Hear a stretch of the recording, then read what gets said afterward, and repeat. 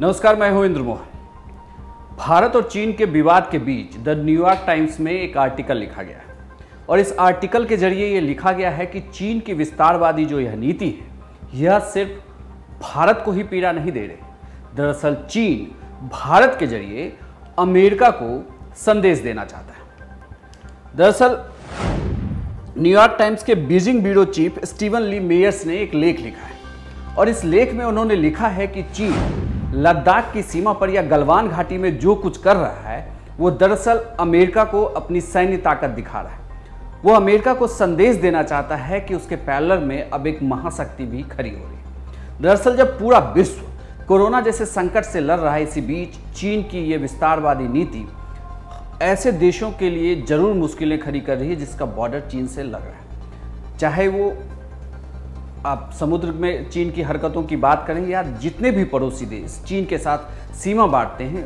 हर जगह चीन इस तरीके की नीति अपना रहा है। स्टीवन ली मेयर्स ने अपने लेख में साफ साफ शब्दों में उन्होंने लिखा है कि चीन की सैन्य कार्रवाई पड़ोसी मुल्कों को उकसाने के लिए है।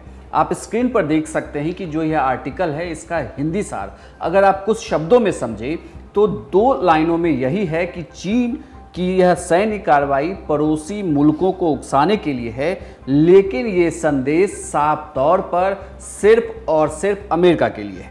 हिमालय से लेकर दक्षिण चीन सागर तक चीन अपनी आक्रामक नीति को जिस तरीके से लगातार बढ़ा रहा है वो कहीं ना कहीं उससे खूनी संघर्ष की आशा बढ़ रही है। ये न्यूयॉर्क टाइम्स के बीजिंग ब्यूरो चीफ स्टीवन ली मेयर्स ने इस आर्टिकल को लिखा है।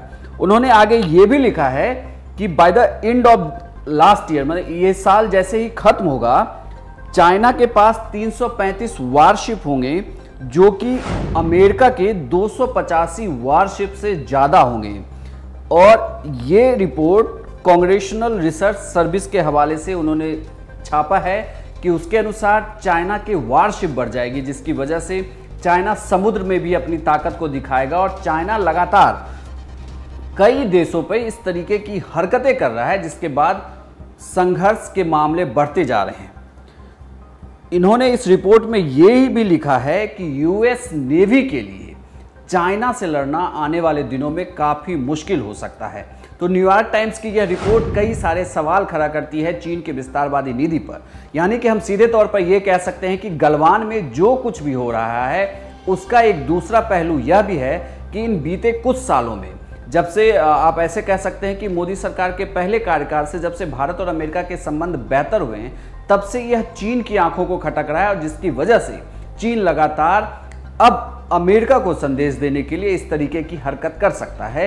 यह न्यूयॉर्क टाइम्स के हवाले से पूरी खबर है जो हम आपको बताई कि चीन की यह पूरी नीति क्या कहती है, चीन क्यों इस तरीके की हरकत कर रहा है और वह संदेश क्या देना चाहता है। हालांकि आपको बता दें कि भारत सरकार की तरफ से चीन को हर मोर्चे पर लगातार जवाब दिया जा रहा है। उनकी जो भी नीतियां हैं, चाहे वो गलवान घाटी में वो कहा जा रहा है कि वो एलएसी तक बिल्कुल पहुंच गए हैं, उन्होंने कई पोस्ट पर भी तंबू लगा दिए हैं, लेकिन भारतीय सैनिक लगातार इसका विरोध कर रहे हैं, बल्कि कुछ जगहों पर उनके पीछे हटने की भी खबर है।